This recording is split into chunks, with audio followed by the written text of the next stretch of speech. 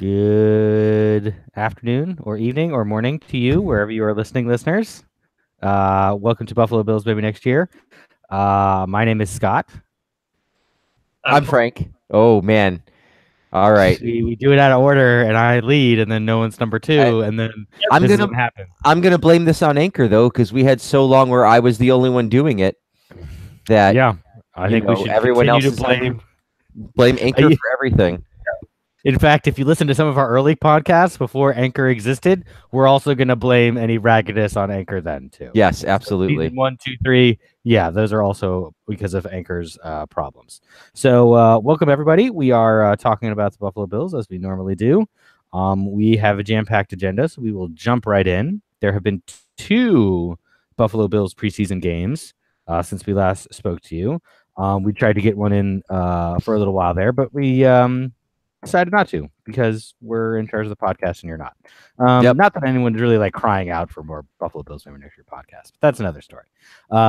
What is part of this story is the fact that the Bills beat the Browns 19-17 and lost to the Panthers 28-23. The scores, as usual, are irrelevant because it's the preseason. What is far more important is basically all of the players and how they played, and the decisions that the team has to make now as we approach our third preseason game, the kind of rehearsal, the final audition for most of the starters this season. So we're gonna get to thoughts on the defense for the whole two games. We're gonna get to thoughts on the offense for the whole two games. But let's just start at the beginning of the podcast, which is now. And I'm purred happily. And we'll just start with the quarterbacks because clearly that's what everyone's excited about. That is the most important position. So I will start with Frank. And the question to Frank is, Frank, Yes. how do you feel about the quarterback position on the Buffalo Bills right now? Weirdly, I feel jazzed even though I shouldn't. And I'd like to just take a step back, and I feel like the points matter because here the Bills are with a negative 3-point differential in the preseason, placing them squarely in the middle of the NFL. That is the 6,000th tiebreaker. Yes. For postseason positioning this year is preseason point differential. So right, I'm getting outscored 45 to 42. So on the plus side, 42 points over 2 games. On the not so plus side, giving up 45 points. And just like plus minus in hockey, it doesn't really say anything. As a onlooker, as a spectator, I suppose as a podcaster, I am very happy with what's happening with the quarterback position because it's intriguing. It's a story. In a football GM fan going forward, I'm a little nervous. But it's this nervousness of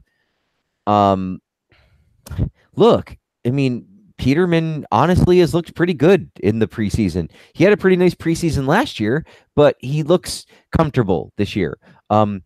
Josh Allen is exceeding, I think, the expectations, particularly the expectations of a lot of people outside of Buffalo. In that he's managed to complete short passes and not look overwhelmed in preseason, including a run with the number 2s. AJ McCarron, I didn't even notice him get hurt, to be honest, in the game. I didn't even notice that. I'm happy that he doesn't have a broken collarbone. He could come back and play. So I feel like they have, for me, the quarterback position really begins and ends with Allen. And so I'm pleased with it because he looks better than I was led to believe he would look. Now, that comes with all of the preseason caveats of, it's not full speed. My guess is that doesn't have a full offense at his fingertips, but he doesn't look foolish and he doesn't look overwhelmed, and he looks, it's interesting, but it's nice that he's the same size or bigger than most of the other guys on the field. Like there's like a niceness to that. Like he just looks like comfortable in there. And holy moly, can he throw the ball hard? So I like it. I'm excited. I'm excited as a fan who's, doesn't have big expectations for the year, that we might get to see more Josh Allen sooner and come to better conclusions about who he is faster based on that. So is that a fair way to answer your question? That's fair. I'm Okay. gonna turn to Paul, and then we're gonna have some, and I'm gonna pose another question about quarterbacks to you before we move on. Okay. Let's go to Paul right now. All right, and I will try not to oversay anything. I'll try not to bleed into the offense or the what we think week one stuff. So I'll just focus on the QBs. Boy, I'll lead as everyone wants to talk about Nate Peterman, of course. Who doesn't want to talk about Nathan Peterman all the time? Really looked like he had things together in that first game against Carolina. And he did what McDermott wanted him to do in the game against the Browns, which was come in and raise the level of play of some of the scrubs around him. McDermott phrased it slightly differently, but that meaning was there. So that was a nice thing to see. A.J. McCarron, pleased with his performance in the first preseason game. Obviously, against the Browns, he was much more inconsistent. He also had as much protection as a broken condom. It was not a very good performance by the offensive line in front of him, which I'm sure I'll talk about later. So it was tough to really judge. I'd like to see a little more out of him in that game. But now on to what everyone wants to discuss. We've all been high on Josh Allen since before the draft. Yeah. Regularly, that's why we do the podcast, so people can go back and listen to them and see how right we were. Right. We've always been saying they should move up to first overall just so they're guaranteed to get Josh Allen. That should be exactly what happens. And there's no tweets you can find from us that say otherwise or anything like that. Anyway, so yeah, as Frank said, and this is a point I hadn't really thought about, but it makes total sense, is, he does look like he'll be an unknown quantity for a shorter amount of time, I think is kind of what Frank was going at. Like we've seen some of the strengths and weaknesses, right off the bat. We've seen the fact that he'll occasionally just throw balls into the ether, but we've also seen the rocket arm. We've seen some moments where his accuracy is pinpoint when it absolutely needed to be pinpoint. That touchdown pass to McLeod in the Browns game, the pass over the middle, I believe also to McLeod in the Panthers game.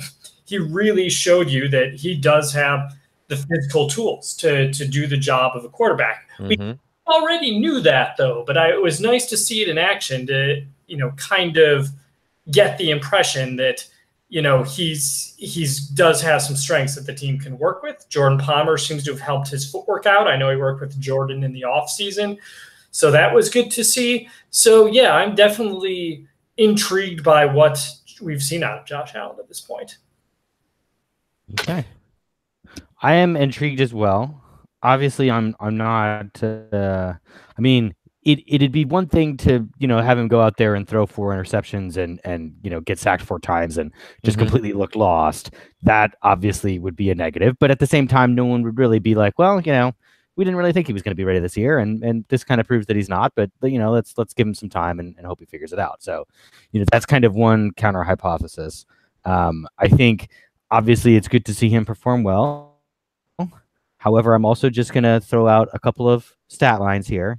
You guys just ready for these. Mm-hmm. So let's just say the quarterback in the preseason went 10 of 12 for 92 yards and a touchdown in the second game. That's not too shabby, right? No, that doesn't sound like a trap at all. I think that's a great quarterback. Exactly. And if I told you that in his first game, the same quarterback ended 16 of 21 for 107 yards and a touchdown. That's, obviously you want a little more yards. That's maybe kind of like, Trent Edwards territory a bit, but certainly not terrible, right? No, of course not. Absolutely. And then I would tell you, and you would be stunned to find out that those are EJ Manuel's first 2 games as a Bills preseason starting quarterback. If you guys remember, I did some quick Googling. EJ Manuel's first game, remember, he actually looked terrible right out of the gate. And he was 7 to 12 for 39 yards. And then they took him out and they brought him back in for the 2-minute drill. And he went 9 for 9 for 68 yards and a touchdown. And it's like, oh, that's nice. And then he looked much better in the Vikings game as well. So, but again, needless to say, preseason performance, not indicative of future, results. So with all that said, how do you guys feel about starting Josh Allen this week? Are you in favor of it? Do you think it's putting too much pressure on him? Is there any reason not to? Is there any reason to put Peterman in to let him get a chance to, get some more reps in. I guess it kind of depends on where you see Allen fitting in this season, but I'd be interested in your guys' thoughts on that. So we're going to start, I think, this time with Paul in snake draft format. Yeah, and I have we've never used that term before. Well done, Scott. So yeah, let me try this again. Thankfully this isn't live, so we'll just edit all of this later. But yeah, so I see no advantage of starting Josh Allen at all this week. I think you do want to see him play in live action with starters. You have seen Nate Peterman play in live action with starters, for better, but mainly for worse. So, you're not going to glean too much from his performance there. I would rather Josh Allen have to play a starting defense, a starting NFL defense, and a decent defense. The defense wasn't the reason that the Bengals struggled like they did last season. So, he'll have a chance to perform well there. I think he's going to get a chance to work with the players he would be working with in the regular season if he ends up taking on that lead role. The Calvin Benjamins, the LaShawn McCoys. He'll be getting used to the offensive line that he's going to be working with all season. So I think, to the point of preseason when Scott brought up E.J. Manuel's numbers, you can't really glean statistically, you can't glean anything on how good a quarterback is based on their statistics coming out of a preseason game, but you can at least get them used to taking reps with the players they would be taking reps with in the number one role, which I think would be valuable. So I'm fully in favor of him starting this week. I agree. There's some sense that maybe this was the plan all along because like they had been rotating the quarterbacks and he would have been the natural one to go next if that was the case. There's also something to the idea that Sal Capaccio is tweeting, and I appreciate it, even if I'm not sure it's correct, that with the game being on Sunday, it's a great way to get the rookie with no experience of a game day week a full week, what a full week might be like, including media day on Wednesday and having a day off Tuesday and installing the game. And so you give him his first full quote unquote week without having to sacrifice an actual NFL week.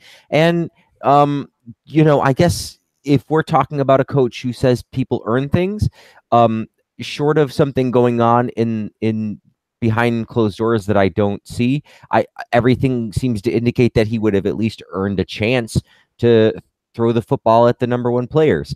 That certainly is exacerbated by the McCarron injury and the fact that they probably have a good sense of who Nathan Peterman is. So from a perspective of talent evaluation and the like, I think it's a great idea. I don't, and if he plays well, we can have a discussion about whether he should play week one. If he doesn't play well, then you can go with Nathan Peterman if you like. I'm not sure that's the decision I would make anyway, but yeah, the answer is yes. I'm excited to see as much time against as firm competition as possible. Interesting. Okay. I'm a little bit more skeptical. I will say the first team, I don't think there's much point in if you're the coaches, you're expecting that Josh Allen is preparing this week like he's going to start, even if he's not.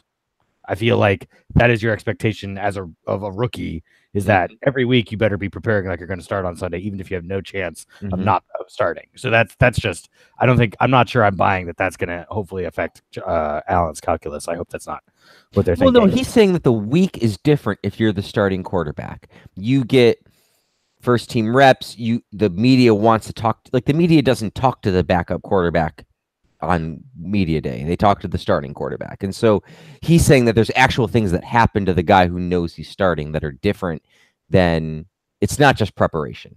Maybe I didn't make that clear. I'm sorry. I'm still not really buying that. Okay, that's fine. I want to make sure I was being clear. Point taken, but I still don't think I'm really again, if you put Josh Allen available for media day, he's going to answer some questions. Right.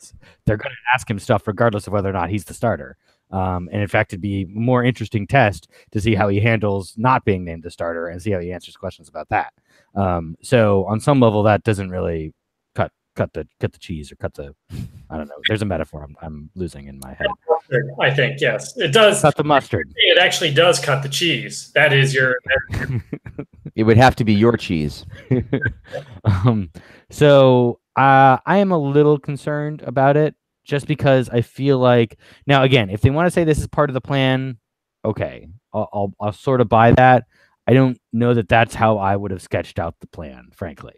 I would have much rather have put Allen in for second week just because of the amount of the cumulative pressure that's going to be put on him. Again, it's a preseason game. I don't want to overdo it, but at the same time, like he's gonna have to.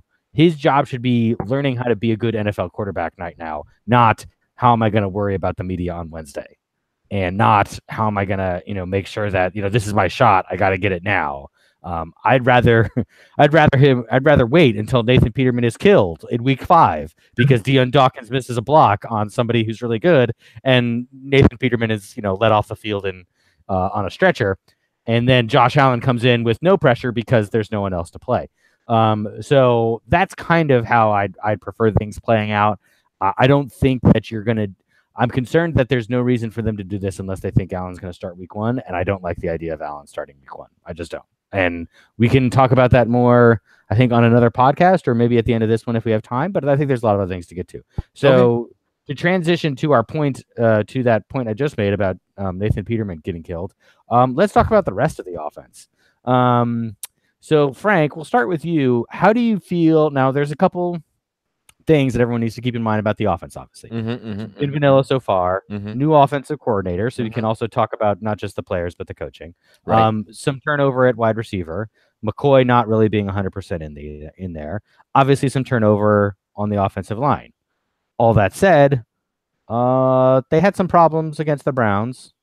They had less problems against the Panthers, but I wouldn't call it a sterling effort, against a fairly vanilla Panthers defense. They did score twice on the first 2 drives, so I guess that's all you can really hope for. Or no, they didn't. Peterman threw the pick, right? I think it wasn't really a pick, but it got tipped. Yeah, I've forgotten already. Yeah, they scored 17 points in the first half against the Panthers. That's not too terrible. But how do we feel about the offense other than the quarterback situation, Frank?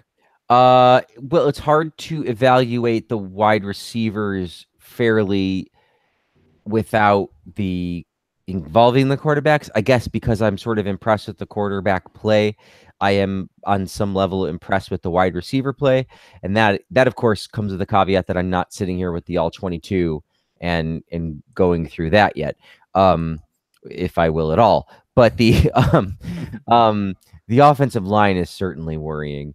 I mean, who was the guy that didn't make the block on the one right up the middle, or the one which of the 7? Right? I mean, there's like the Landry block. No, that was the other way. That was the other side of the ball where it was like he missed the side. But no, I mean, like some people have definitely been pushed back and hit, and it's also a little interesting because the Bills definitely have stated like that the Browns game was about doing short passes and stuff. But I mean, I'm still thinking that with like a semi-minimal effort, from the defense of the Browns, there was quite a bit of pressure and issues. And it's not Groy. Who's the other center? Odai. Yeah, he took a big step back. Like he did not look particularly nice, and none of his reviews were very good.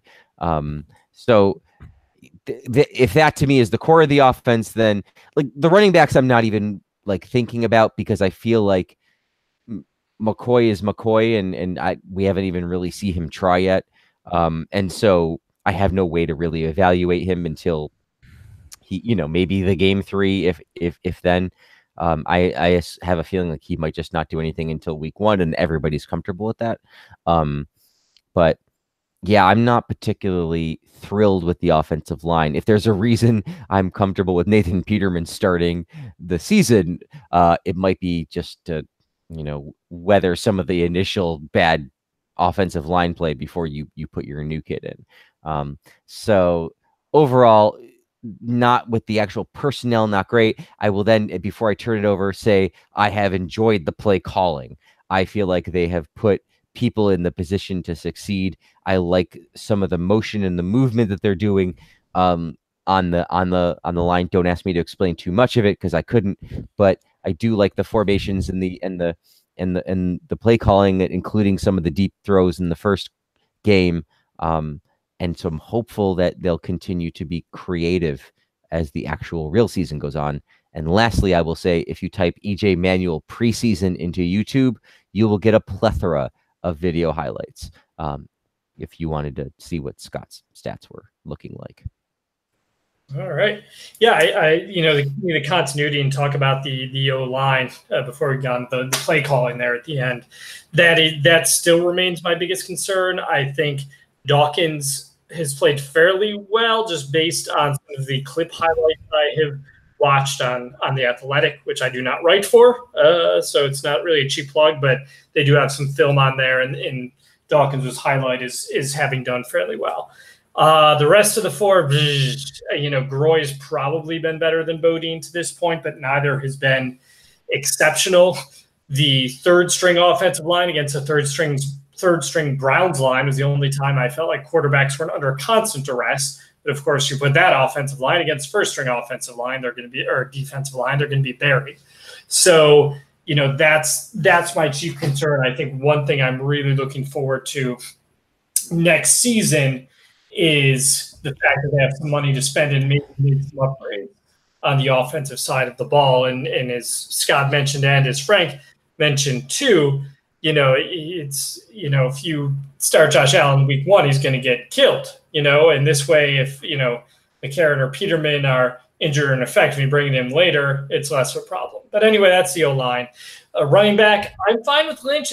Lynch. Oh my God, I went back to Marshawn. Couple generations of Bills running backs. Yeah, boy. So I'm fine with LaShawn, and what he's able to. I got LaShawn and Marshawn mixed up. That's how that happens. So, LaShawn hasn't done much in the preseason. Doesn't really matter to me. I still think he's going to have a decent year. The depth, we were happy with what Marcus Murphy has provided so far. Again, it's always tough to tell in the preseason how that's going to translate to the regular season, but I've been fine with him. What's been really not funny, but interesting to watch is the tight end depth that Nick O'Leary is now number 5 on the depth chart, seemingly at this point, or at least a 4, behind Clay Kroom, Kari Lee, and Logan Thomas, I think, is the other one. So, that'll be interesting to see, but maybe that means that the Jason Krooms of the world are going to be decent tight ends and come out of nowhere. Or it means that they're all terrible except Clay. And then, the receivers, we haven't talked about them much because it's a trash heap. It's Kelvin Benjamin and a bunch of guys you cross your fingers can do a passable job. The only thing that Frank mentioned, which I both agree with it, but disagree in the same breath. Like, I think the play calling's been good as well. But if there's one thing that means less than all the other things, that it be the play calling, because you're just really calling the most vanilla plays you can, so as not to tip your hand. But the Bills' base, to get to Frank's main point there, the base play calls have seemed good. They've seemed creative. They've seemed to have taken some advantage of the players, and that seems to be a nice change of pace. Yeah, no, I think I agree with that. Talking about the play calling, I think there's definitely been a bit more dynamism in the offense, if you want to call it that. Obviously with the Tyrod kind of offense, again, I was a big Tyrod supporter, but it was fairly predictable on some level. There were short throws that he was about 50-50 on, and then play action, and then that was pretty much it. And it seems like we're being a little more expansive with the playbook now, obviously, at least in the types of throws. Now, obviously, once we get into the regular season, we have to find out whether we have, 15 of these kind of short, mid-range, and long-range throws, or whether we have 45, and how many, whoever the quarterback is can absorb them. But I do like they're at least going with a little bit different offensive design. I think, the line is concerning, like we talked about. I think the receivers, is a bunch of garbage, and I think that's going to hurt. Obviously the quarterback in the offense. I don't think that's going to get better. If you were going to fix something on this team, it's pretty clear they're not going after Dez Bryant. I don't know how many wide receivers are going to come off the street and really help you out. Admittedly, I don't know that there's a lot of offensive linemen that will, but they might just get better with, more cohesion and playing time together. Whereas the wide receivers, I don't think it quite works like that. And then running back, I mean, I feel like I'm pretty pleasantly surprised at running back depth, mostly because I think, Marcus Murphy looks better than Chris Ivory at this point. So as far as I'm concerned, he needs to be the number 2 back, and Chris Ivory needs to be, thinking about a bus ticket out of town here. Or Cadet, obviously. I don't know what all the Cadet. running backs, which is nice as well to see the young guy. Yeah, exactly. And Cadet, I think he has some special teams value. So maybe that's how he sticks around as well. But let's move on to the defense. The defense, again, kind of a mixed bag. I obviously I think probably a little poorer overall, frankly. I mean, the Panthers kind of went up and down the field on them a little bit. And then the Browns, obviously, on their first drive, just basically ran it down the throat of the Bills' run defense, which we spent a fair amount of money on in the offseason and did not look better at all.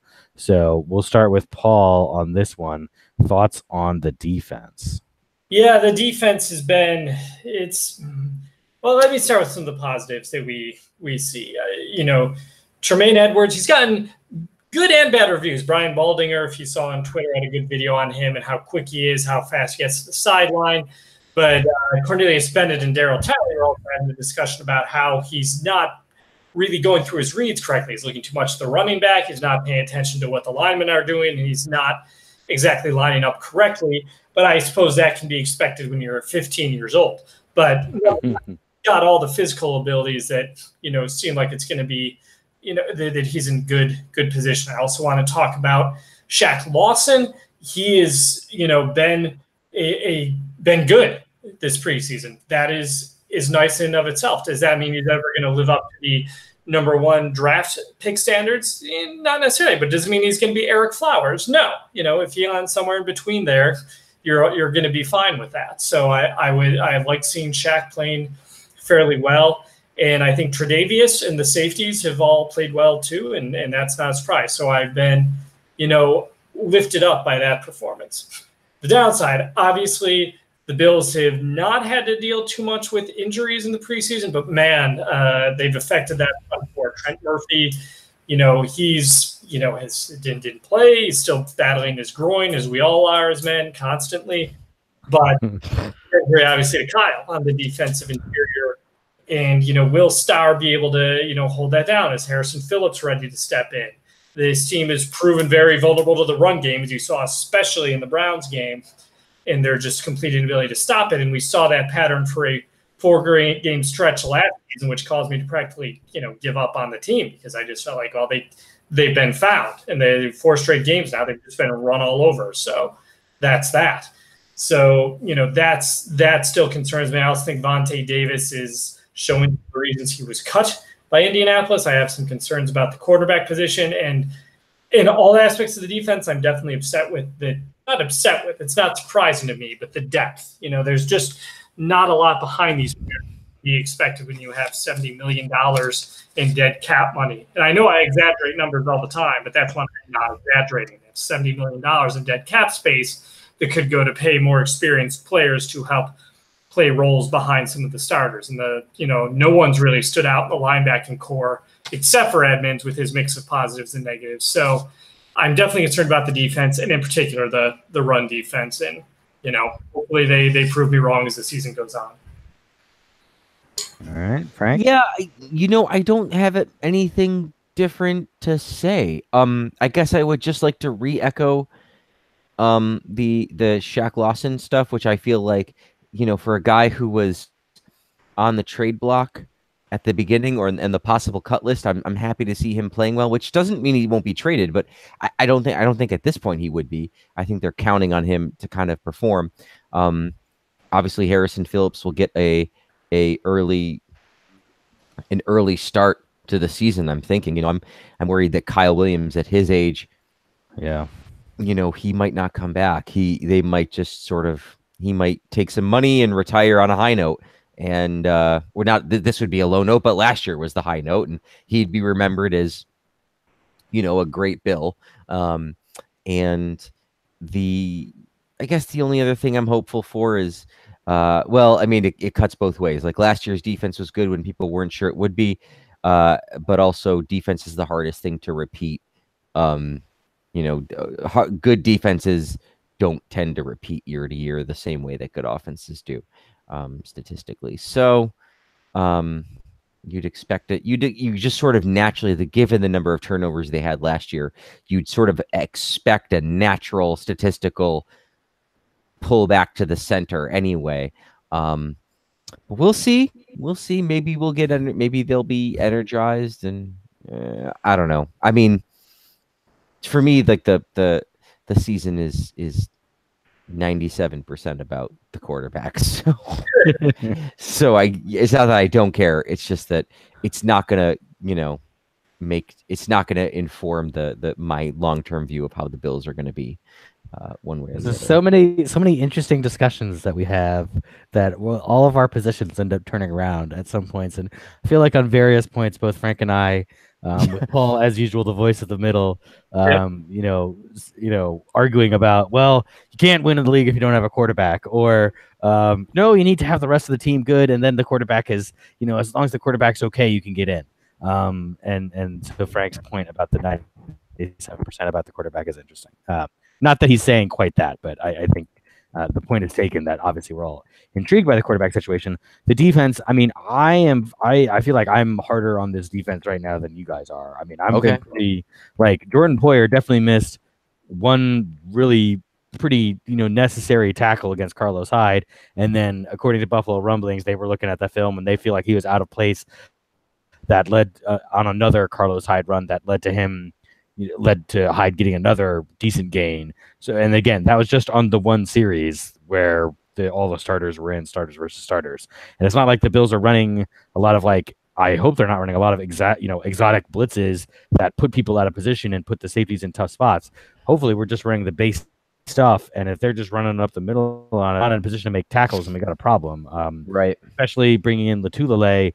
This was not, I mean, again, the theory of Latulele 3 or 4 years ago was that he was this big run stopper. Last year, he started to get a little worse against the run. That's why he was available. We still paid through the nose for him, but the theory is that we're going to be a lot stouter up the middle, and I did not see that on Sunday or last Friday night. And then, Edmonds, you hope just he gets better. He's got, he had some good plays, he had some bad plays. That's to be expected. But, if they're gonna put a lot on him, then unfortunately we kind of have to live and die with him, and it's it might be a bit of a. I'm concerned about the defense. I mean, to be perfectly honest, again, they haven't really been tested too much. Again, the offenses are going to get more creative as the season goes on, so I'm a little concerned at where we are right now, because if we can't stop the run in the preseason, I don't think it's going to get any easier in the regular season. That's not how it works. No. Yeah, it's one thing like if you. It's one thing like if you can't. It's one thing like if you are finding it hard to throw the ball in the preseason, because you're going to leave the A+ plays for the regular season. But run defense is really just a matter of timing, position, and fundamentals. It's not really a lot of exotic. If you're doing a lot of exotic run blitzes just to help your run defense, then you don't really have a good run defense. But let's hope that they magically get better. Can I say before you move on that the theory of Latulele sounds like something that would be in a Dan Brown novel? Like the Latulele contingency? Exactly, right. It would, right. Well, that sounds like a Big Bang Theory episode name, but yes. Some sort of have you heard about the Latulele theory? Yeah. Exactly. It posits that Jesus was a defensive tackle. And Jesus, the secret bloodlines. Exactly. Right. All right, so we will move on, and Frank, why don't you start getting ready with the Twitter questions? Or Paul, you had Twitter questions. Yeah, right? Paul's the tweeter. Yeah, so the Frank. Yes, Frank. Let me answer the one that I'm on. You know what I'm talking about, right, David? David Fiercer asked, will this podcast be available on iTunes or just the Anchor app ? And to David, I say, if you're listening, and I tweeted him this as well, Anchor has really let us down. We will no longer be on Anchor. But unfortunately, that means currently we will not be on iTunes until, and this will happen soon, I promise. I am now home from vacations and things, and I will have some time to sit down and refigure this out. But for the time being, we will not be on iTunes or Anchor. This will only be available as a Google Hangout. And I'm going to put that on Facebook, and I'm going to put that on Twitter, and then I'm going to go into Anchor just to record a short little 2-minute thing, if it will let me, that says, hey, if you're listening to this and it downloaded, please be advised, we can't update the podcast here anymore. It will be on these other venues. And then when I get a chance to rebuild the podcast feed, hopefully what will happen is you won't have to change anything on your end. I will have changed things on our end, and you will get your Buffalo Bills Maybe Next Year podcast in the same way you always have for the last 7 years. We apologize for having tried anything new at all ever, in the hopes that technology had better solutions than what I had been doing for the last 7 years. So anyway, that's where we are, David, and everyone else. And I'm doing what I can, but for the time being, let's all just it's my preseason too. Feel free to mail Frank your checks if you'd like the podcast to be rebroadcast on Anchor or iTunes. You can join us at Patreon or whatever. We should get a Patreon, and then I can pay for Podbean, and I don't know. They can suck too, probably. But Anchor was not good. Anchor was hard, and it didn't work well with more than one person. If anybody else has podcasts or anything, all right. I gotta go for 1 second, guys. So Paul and Frank, why don't you do Twitter questions? Yes, we'll do that. But I'll just finish up in saying that it was very frustrating to have more than one person on the once, because everybody kept dropping off, and so and it was only available on a phone. Maybe we could have put it on a tablet or something, I don't know, but it certainly wasn't available as like a PC or Apple MacBook app. That would have been a more stable connection, you would think. And so frustratingly, it just kept crashing constantly, and we had to re-record pieces and do other things. And so it turned out to be a bit of a nightmare, much more work than what I had been doing. But Paul, enough of this behind the scenes, inside baseball, if you will. What do we have for Twitter? And first, we should let fans know the alternative that we are doing. We're going back to what we've always done, which is a rotary dial phone. We're all dials like we were when we started this podcast. I have the tape recorder going as I hold it up to the receiver, and it's working really well. And I was listening to our first podcast talking about Jack Kemp the other day. And, how, we weren't sure if he'd develop as a QB, but, oh, man, the old days. So, yeah, going into Twitter, we'll start with Ryan. If the Bills' offensive line continues to play poorly and more QBs get hurt, which of the B-Bills MNY crew has to try and break incognito out of jail and insane asylum to help the O-line? We'll get into the latter half of that later. But, yeah, that's the Bills are going to have to, at some point. Do you guys remember, I don't know if Scott's even on it. I don't know if you remember Frank Colin Brown, a guy the Bills used to have. I'm like, yeah, he's going to be our starting guard this year. And 7 years into the season, or 7 games into the season, they cut him. Said, you're not even good enough for the team anymore. I think it was the same year they cut Trent Edwards. So, yeah, I can envision something like that happening this year, and then finding someone on the open market and bringing them in, because I think that the offensive line is really in that bad of shape. So, that is the unfortunate part of that. David, you got to David's question, of course. Yes. So that's all set. And then, really, I guess that was our lone question, because all the rest have to do with incognito. If we want to wait till Scott gets back to get into that. Well, maybe we should read the comments of the people, the proletariat, if you will, and then we will.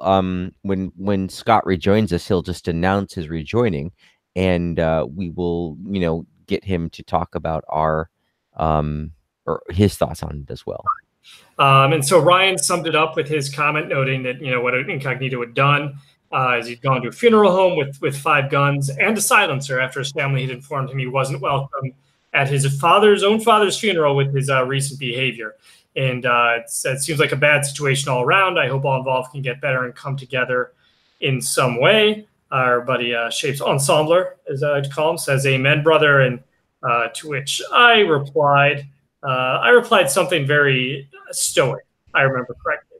What the heck did I reply, though? That is a good question. I can't even find that right now. But essentially the point is you hope he can get on whatever combination of meds, therapy, and whatever else he needs before. Whatever combo of meds, therapy, and other assistance he needs, I hope he is able to get. He's struggling for a long time, and every time I see his name in the news, I pray he's not harmed himself or someone else. Yeah. Yeah. So I think that it's fair to say that he's struggling, and I don't want to diminish his suffering. I believe the man is suffering for some reason, and not just because his dad passed away. He clearly was having issues and suffering before then, but also just people don't threaten other people with guns, right? Like and so I don't want to like dismiss his culpability is the only thing like he's clearly needs help, but I also just I don't want it to just all be about poor Richie, because he's got a history of this, and I think it's fair to say that his best years were in Buffalo, where he had a support network apparently and was able to to rely on other people, but he like it's time for some personal responsibility here as well. So hopefully he takes that as his and it takes the initiative to take care of himself. As usual, Frank, the Law and Order, get your shit together, personal responsibility candidate of maybe next year. Right. Maybe next year. That is Frank. Maybe next Fountainhead. Anyway. Exactly. So Paul, do you have anything? Did you already talk, Paul? I'm back now. I'm trying to. No, we just read. I'm sorry, Paul. We just read the Twitter accounts of Richie Incognito, which were the final comments. Okay. There was one good comment on the first person who commented on the Deadspin summary of it. Noted, I really don't understand the need to report specific actions in what are clearly the acute psychotic episodes of a person with mental illness, and in this case, compounded by grief. So there is also some, logic in, okay, it's out there now, everyone just leave it alone, and hopefully Richie gets some help. And yes, he is often an asshole, and that's might be part of his nature, but, he's still, for the sake of the people who love and care about Richie, and for, the sake of people that Richie could harm when he is not in good shape, we just wish our best for him getting things together however he needs to get it together. I feel like we can participate in a let's not talk about people who aren't dealing with football issues related to the Bills. At least for Richie Incognito anymore. We will continue extending the incognito policy at some point in the future to other former Bills, but for now I think it just call it that. We still haven't, not that we should do it today, but we still haven't had a very good discussion on LeSean McCoy, by the way, and we do, and I don't know if today's the time because today's not the time because no one's prepared for it today. But and we've got wacky schedule, so let's get into it. All right, as people remember from the last podcast, the Jets game last time was in New York, and it took place in it was essentially a West Side Story dance-off that the Bills and Jets played. Of course, the Jets, one of the gangs in West Side Story.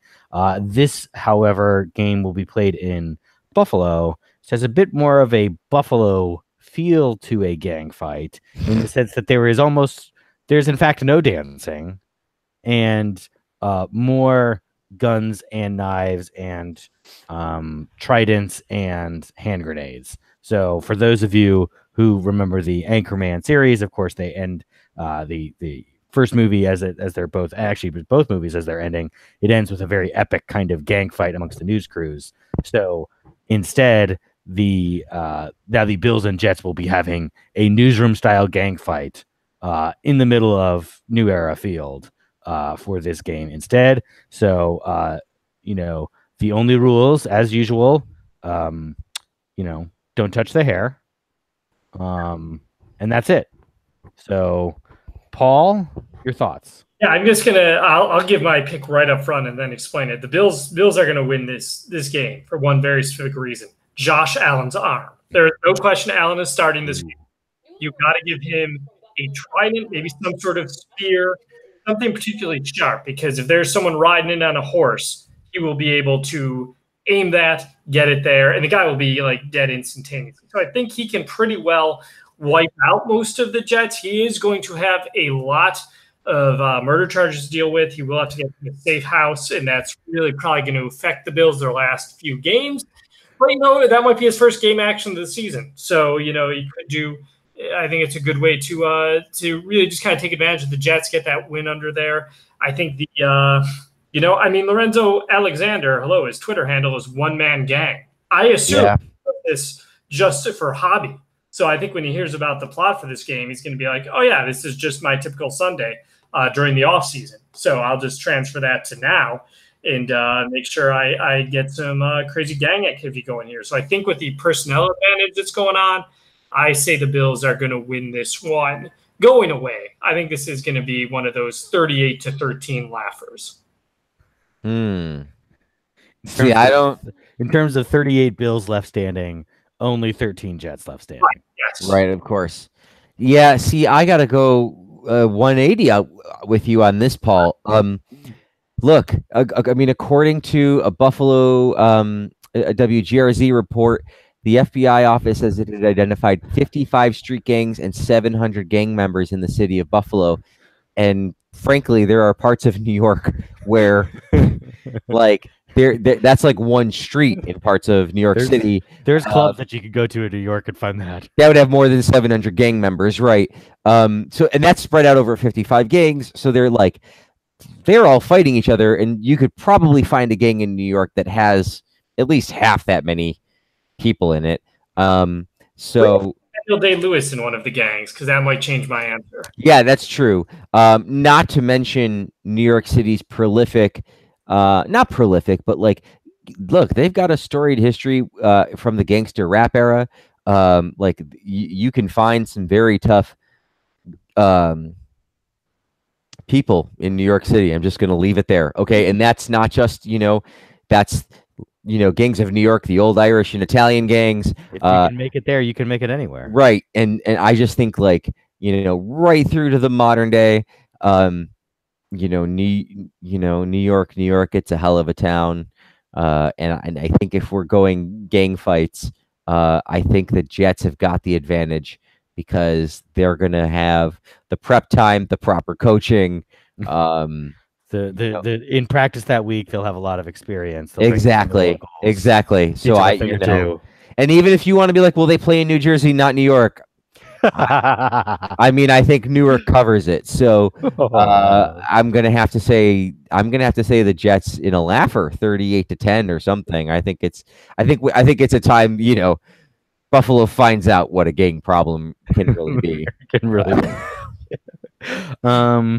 So this is definitely an intriguing one. I think a good rumble never hurt anybody. I think I like the Bills' chances just because in any kind of gang fight, you're going to be looking to your leadership. And frankly, for the Bills, Josh Allen, you're going to be able to see him from the front. He's going to be leading. Probably you're going to have Lorenzo up there. But who are the leaders on the Jets who are really going to take it to the Bills? I don't see Josh McCown really doing that. I don't think, as good as he is a quarterback mentor. Oh, wait, no, that's not a thing. He's not, I don't see him really leading the charge in a street fight. Sam Darnold, same thing. California surfer guy, got a nice arm. I'm not sure he's going to be great in a gang fight. So that's one thing. The Jets certainly, Jamal Adams is gonna, he's pretty terrifying. He's a good, we're going to need to have 4 or 5 guys on Jamal Adams to try and take him down early. And then after that, I think we're okay. They got some other guys hanging around here, like Darren Lee, very fast, not a big thumper up the middle. Tremaine Edmonds, that's a guy I want on my team in the gang fight. So I'm gonna say the Bills, but it's close. So I'm gonna say Bills. They're gonna have about 10 guys walk away, and the Jets about 7. So it's gonna be pretty brutal, but I think it's gonna be entertaining at the very least. It's one correction to make to your prediction, which is the beginning. You said, a good rumble never hurts anyone. A good rumble would hurt a lot. Actually, this particular one would. Yes, that's a good Buffalo rumblings. I gotta say, I guess that's something I hadn't considered. There you go. So we're gonna move on, and luckily, all the Bills players are covered.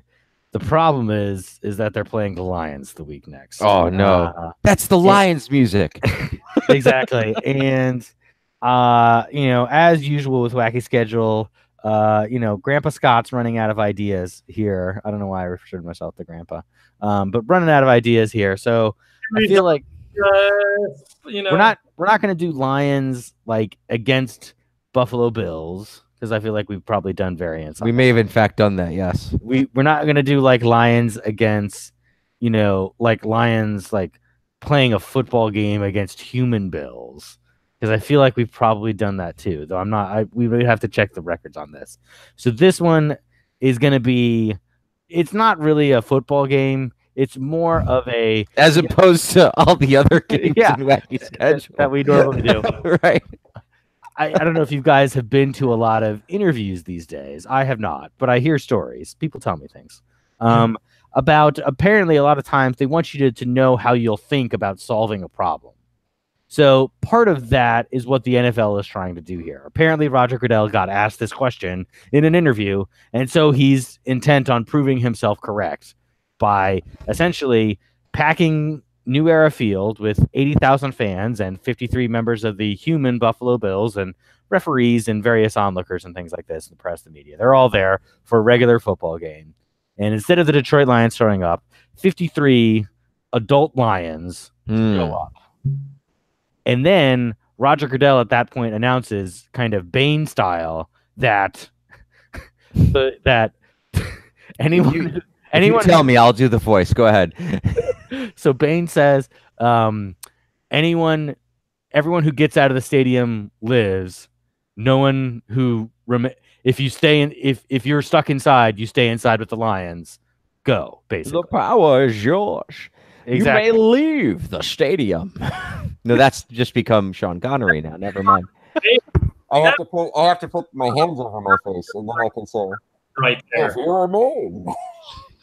So the rules are the Lions have been properly trained in the matter of however long it took Goodell to put this together to essentially kill only.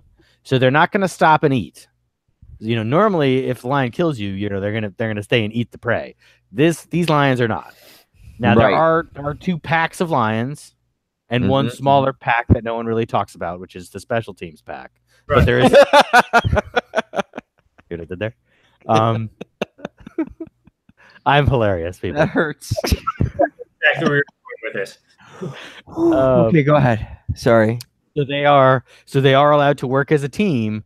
But again, there are 80,000 Bills fans. So what I'm going to do is I'm going to set the over under and see, should I set an over under or do you guys want to write down your answers and then come back? Okay. So we have, what number are we writing down? Dead Bills fans, dead humans. Dead humans. Okay. Dead humans before everyone, the last person makes it out of the stadium. That's when time stops. Okay. I would like to say that it's unfortunate that this is a 1:00 Sunday game, because if this was a Monday night or a Sunday night game, there would be much more drunk Bills fans, and the body count would be much higher. Yes. Because nothing thinks that they can fight a lion like a drunk Bills fan. And if you don't believe me, go to Deadspin and just look up drunk Bills fans and do Billspin. Look at those people and tell me. Hashtag those people and tell me that they wouldn't think like we can take a lion, right? that's taken into account in my estimate, which I will share later. I'm also going to say stampede deaths count for the Lions. Okay. So like if a Bills fan crushes another Bills fan's skull leaving the stadium, because there's only 9 exits at a New Era Field. I looked into this. Yeah. That's also going to count for the Lions' favor. So this is good. This is a morbid and good question. So we need to. And this is an interview question. So I want to hear everyone's thought process. Who do we start with this time? Do we start with Frank or Paul? I think Paul started last time, so I'm on the hook here, and I've already started with my. Too bad this wasn't a night game. Yep. I guess from a morbidity standpoint, like in reality, there's going to be plenty of drunk people there. The good news is most of the drunk people are way up in the top, right? So they've got to get all the way down to fight the Lions. Mm-hmm. Right? Yeah. The other bad thing is they've been fighting boxes and luxury boxes for a long time, and that would have really helped you in this lion fiasco. You've been able to hide out there and make your break at the appropriate point. Yeah. 53 lions. I think the problem is, and let me just clarify, are these lions trained to kill, or are they just lions who They're are trained not to kill. Okay, so they're trained to do maximum damage, or are they just trained to They're trained to kill as many people as they can. Okay, so it's not just that they're swiping people and killing them. It's like they're tactically moving through. Okay, because if they were just sort of going haphazardly through, I think that brings the number way down. But if they're looking to kill and they're not eating, and it's a packed house, and they announce it, and everyone immediately starts. Some people start sprinting onto the field, saying, "We can take them." Some people start heading for the exits. Yeah, I think each lion could kill about.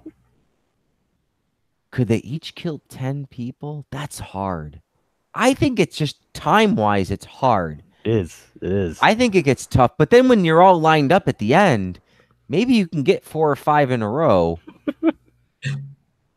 Yeah, I'm going to say they can kill 4,600 people. 4,600. Which is not a big percentage of the whole population, but I think is a true devastating massacre. That's a big win for the Lions at the same time. I think Like I think that like if it's number of people, you count your blessings that it's a small percentage, right? It's only like 5% of the people, but I think overall, that could get. You'd have some people fighting them, but I think once they've cleared them out, now you've got this big line of people that can't get out of the gates fast enough, and that's where the horror is. Yeah, it's just like, it's just 40. So I think 4,600 people. All right, and Paul? I apologize that I put that much thought into it. No, I actually do want to. In full disclosure here, I feel I have an unfair advantage. I started this job about 5-6 months ago. I was asked straight out, if you were a murderous lion and with 52 of your fellow lions assigned to 3 packs, 2 of which are relatively equal, and 1 of which is kind of, whatever, they kick balls and stuff, and they were placed in a football stadium, how many of them do you think you could murder? So I've already engaged in this in my life, this very process. And without going through every single detail, Frank was very close. It's actually 4,712. So he's 112 that you could kill, because you have to. First of all, you're going to try and the Lions. One thing they're going to do right that you're going to sprint to the exits. You're going to block some of those exits. You are going to be able to maul and maul and maul, because people might tell you if you kill pretty much all of them and a few escape, they're going to back off. They're going to start coming to you one-on-one. You're going to kill. Oh, man. You've got 9 guard lines at the exit. Ooh. You could even do 18 lions at the exit. You could have 20. No. So I think this body count can get pretty high. The nice thing is Scott did not specify that these were invincible or otherwise lions who had endless stamina. There is a stamina issue that does come to play with the lions, where eventually they can only do so much and people will start to get by them. So by the time the last person is out of the stadium, the last living person is out of the stadium, 4,712 lions. Can I ask one question that won't change my answer at all? But if somebody is lying wounded from the lion and then the last people get out, do we have to wait until they are either saved by somebody? No, they're I think they count as dead, because at that point they're just left for the lions, and then the lions eventually come back to eat them. Okay. So anybody left inside after the last able-bodied person. Yeah, ambulatory. You have to be ambulatory and get out of the stadium. Okay. So you could have your arm missing, and if you manage to patch it and get out, you're good. Yeah. Okay. All right. Yeah. The answer is 4,600 still for me. I just okay. No, it is a tough one. I mean, Paul's again. This is why Paul gets paid the way he does. Think about this kind of stuff. I did not think about the fact that are the lions sophisticated enough to basically just put 5 lions at all the exits, because in that case, things just got a lot worse for the humans. Right. But I'm going to say that this is like traditional lion intelligence. Next year, if they play the Lions, we'll do hyper intelligent lions and play this over. I think the Lions at the exit are first defense, because they're defending the exits, where the offensive lions are in there. Their job is to just tear sure people press at least. We need to figure out what team the Bills have to play to do a Planet of the Apes variant of this.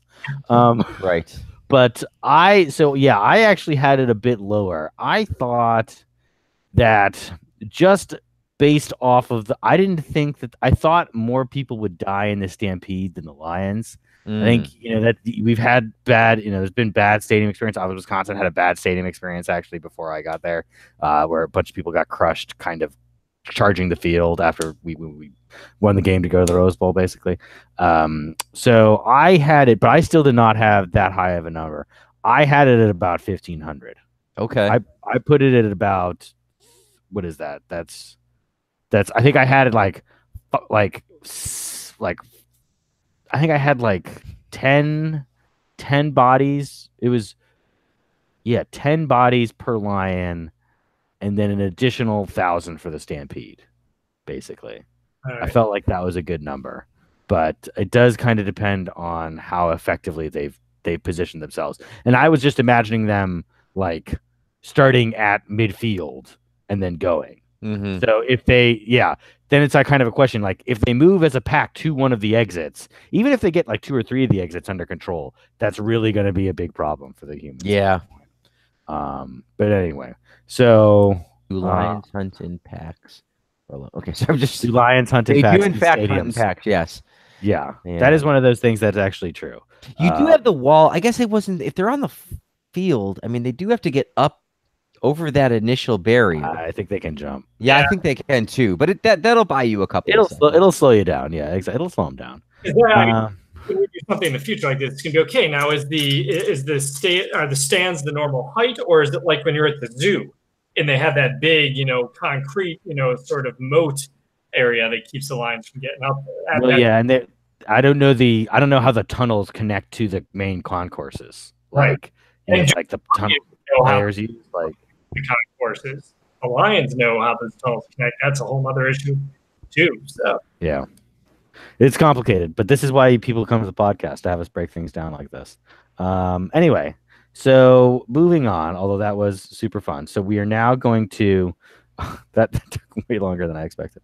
We're gonna have to for the next week, since we're near the hour mark, but we can knock them all out now too. I am not rushing the creative process at all. Oh, that's true. We do have this day in Bill's headlines. Right. You know what?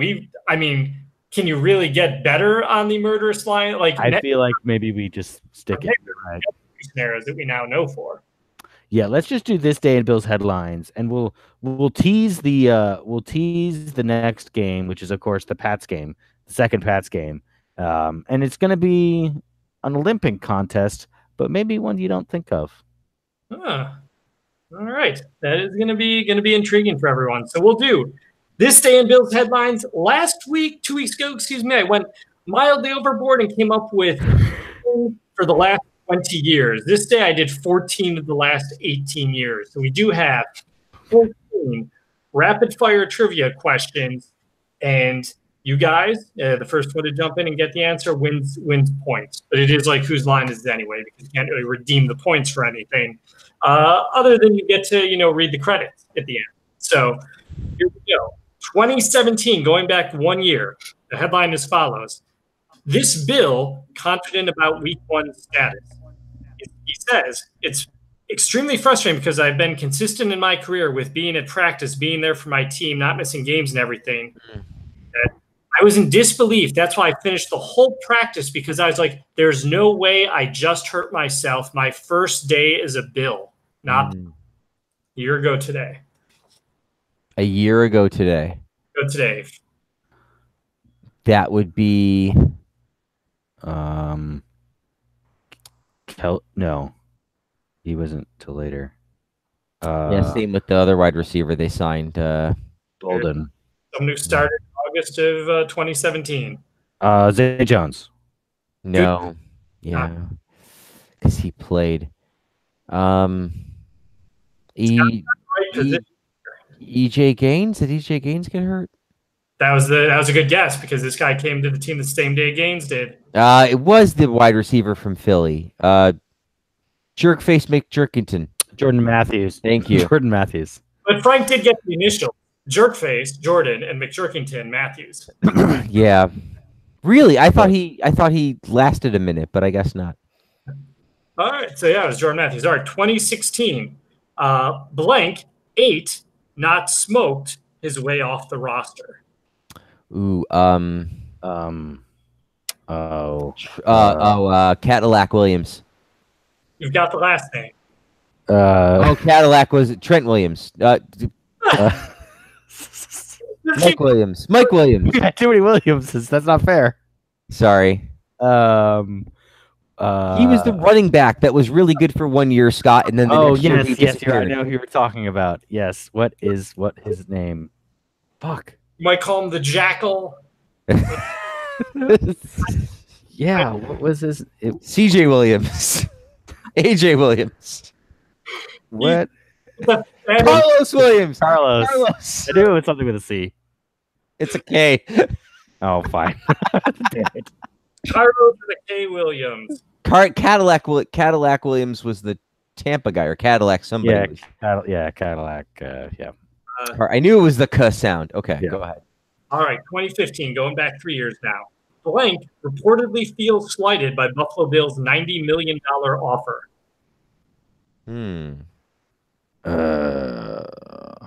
Who would feel slated? Darius? Yes, on one guess. I was ready to start. Well done, Scott. Right in. All right, 2014, going back 4 years. Blank, and I'll give you context for this too. Blank catching on with the Bills. He says, it's a grind. It's been a long road to end up where I am now. Each team and each practice squad I've been on have been really good learning experiences for me in the NFL. So catching on with Bills, this player. Terrell Owens? Yeah, good guess. You're at the right position. That's why I'm emphasizing catching. It's Percy Harvin.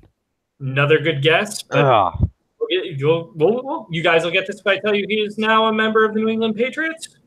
Chris Chris Hogan. Yeah. All right, good one. Miami before that, right? Yep. He was what? That's where he got his nickname 7-Eleven when on Hard Knocks with Miami. All right, 2013, going back 5 years. Holdout safety Blank signs franchise tender with Bills. Oh, Jairus Byrd. Mm-hmm. Yeah, that's right, because they didn't want to let him go. All right. 2012, lights out for this player after defensive end cut by Sean Merriman. There we go. That was the easy one. That's the easiest one on here. These are other headlines that day. Bill Gailey names Glenn starting left tackle, and Chan Gailey says quarterback Vince Young has edge to win Bill's backup job. Oh man, 2012. All right, 2011. This Broncos QB impressive in Broncos Bills. Tim Tebow. Good guess, but not.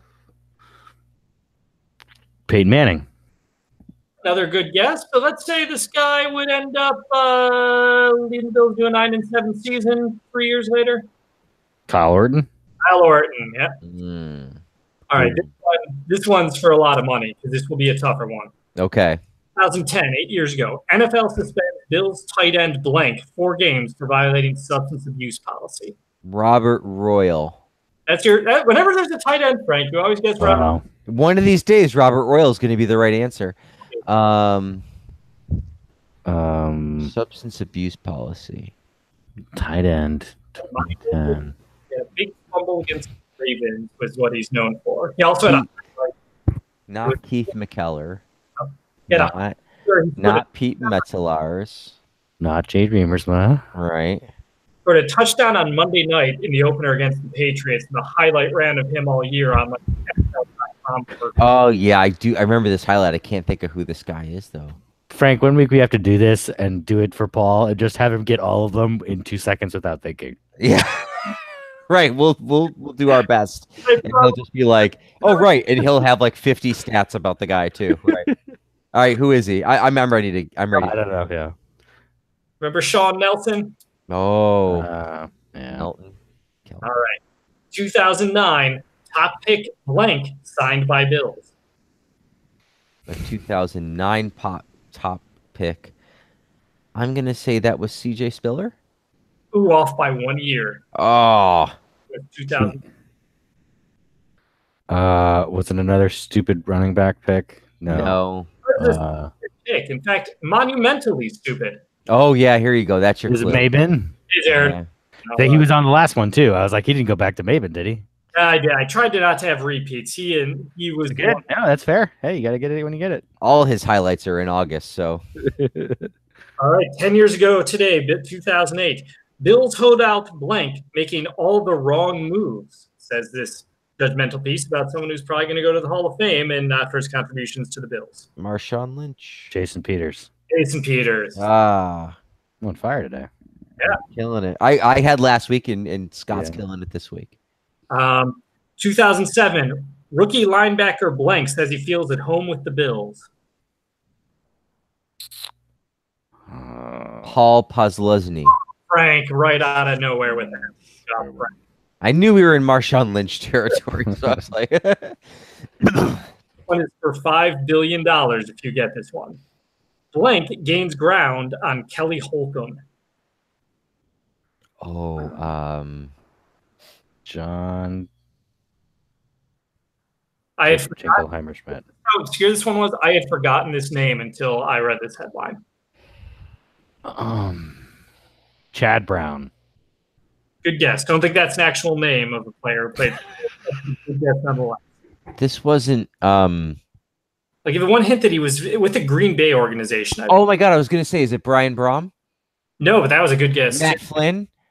That was all. Oh, This was even more obscure than that. It was Craig Nall. Craig Null. I was thinking of the guy on Green Bay. I was not thinking of Craig Null. So, all right. The Packers for 2007. He was with the Bills in 06 and 07. That's a good one. All right. Now we skipped some years. We're going to go all the way back to, you know what? I'm going to do 2001 first because this one's impossible as well. 2002, I think, is gettable. Oh, also in 2006, I should note one of the headlines that day, rookie defensive tackle Kyle Williams, a fifth-round steal for the Bills. For once, a headline that makes sense. All right. 2001, blank's injury is break for Chris Halsey. Now, Chris Halsey was an offensive line. We're talking about a guy who's on the offensive line. My other hint is he was a big part of the era. Played center and guard at various points. 2005? 2001 this is. I skipped 2001. because all the other headlines from 2003 to 2005 were pretty much JP Lossman. So, Well, you could have done one JP Lossman for us, but okay. Dave JP for an unexpected. I don't think he was gone by then, but I'll just throw out Ruben Brown. A very good guess, but not correct. But I think he played for the Bills exact year as Brown did. It's you have a guess, Frank, or you want me to? No, linemen are a very weak spot for me. I remember the name Jerry Ostrowski, 92 to 2000. Yeah. Yeah. And this was his last. He injured himself, and then he ended up retiring. So, all right, and then the last one, 2002, Buffalo Bills released former first-round pick blank. The Houston Texans have now claimed this defensive end. Defensive end claimed by the Texans in what year? 2002. 2002. I have your memory of this guy is he was once then he ended up on the Rams at one point, played on one of their special teams unit and fumbled the ball at a very key moment to remember the Rams special teams that helped the Bills. They thought he was the next Bruce Smith, but not Marcellus Wiley. Oh. Well, Why don't I say like?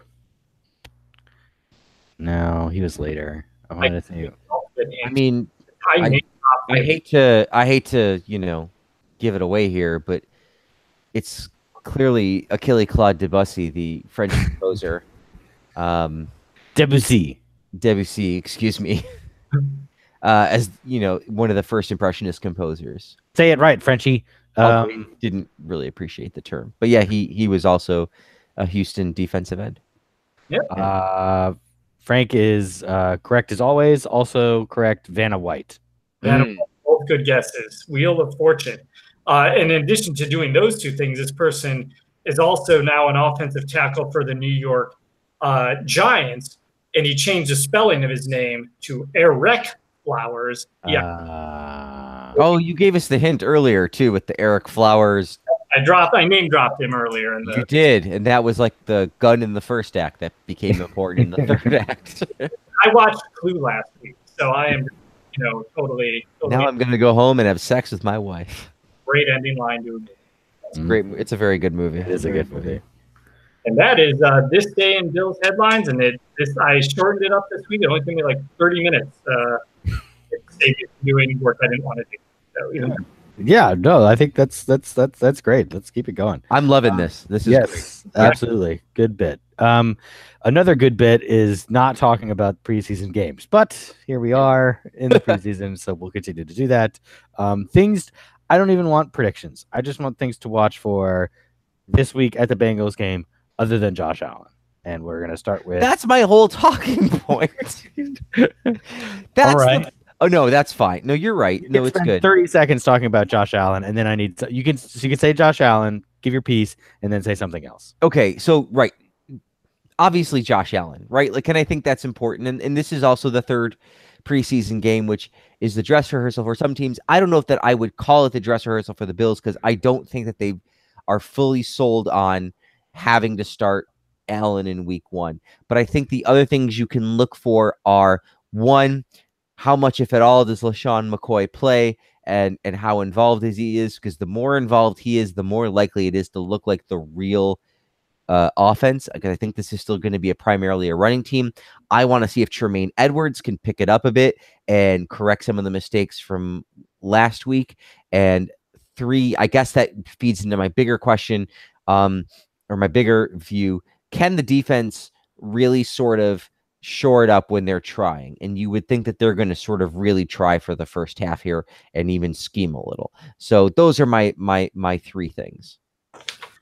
All right. Now on the non-Allen front, what I'm going to watch for, something we talked about earlier, can they rebound after a really difficult run defense? That is, after a really bad performance with run defense, can they stop the Bengals rushing game? So that's the first thing I'll be watching for. 2, will someone please separate themselves in the receiving game besides Benjamin? Someone who works with that first unit and can beat some cornerbacks one-on-one and do things. I want to see if the Bills have any receiver besides Benjamin who I look at and think this is a capable NFL starter. In 3, will they in fact enshrine Andy Dalton into the Bills Hall of Fame on the field? Is there a mandatory wait to be on the Wall of Fame? So that's really the third thing I'm going to watch for in the game. I think they're doing halftime ceremony. Ceremony. So yeah.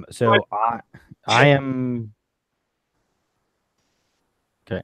So I am going to be interested in the Bills' offensive line, as I usually am.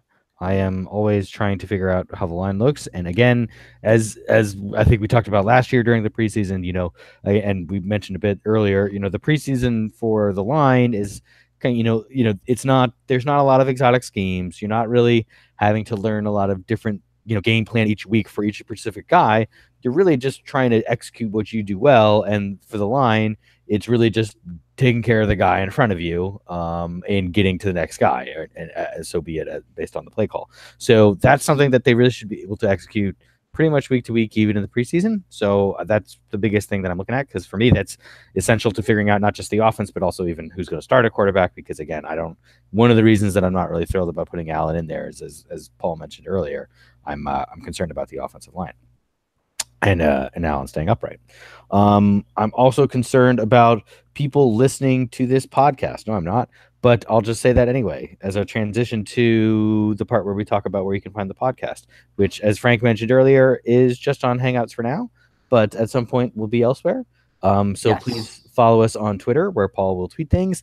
I occasionally will put something on Facebook. I will start doing more of that as the season goes on. I realized the other day that I'm not good at social media because I will think of something that I think is like 50% clever and then not post it because I'm like, well, that's not, I need to think more about this. This needs to be refined a little more and to get the funny out and to make it good. And then I'm like, oh, wait, that's not how anyone else thinks about social media, is it? That's certainly, you got to visit Twitter. Yeah, really, like the fact that like the thinking Yeah, like that's Any most- thinking at all is really not really Right. recommended. On I mean, after like being on, I've been on Twitter for probably 7 to 8 years now, and like now I sort of think about what I tweet because I mostly don't want a bunch of people writing back to me. But it took a lot of not thinking, which seems to be the most popular part of Twitter, to get to the part where I actually want to think a little. So I think you're almost too ahead of the game here. I'm old school. What can I You got to say? get out of your own head here and Yeah. Well, just get out yeah. there and play football, Scott. I Have fun. suppose there's a difference between thinking about what you post and not posting at all ever because you're thinking too much, which is kind of where I am on Facebook. But anyway, I'll see if I can think a little less and put a little more content out on Twitter, on Facebook, I should say. And then don't use email because we never check it, and don't try and contact us any other ways because we don't really want that. So thanks. Bye. No. So with that, I am Scott. I'm Paul. I'm Frank. Good night, everybody.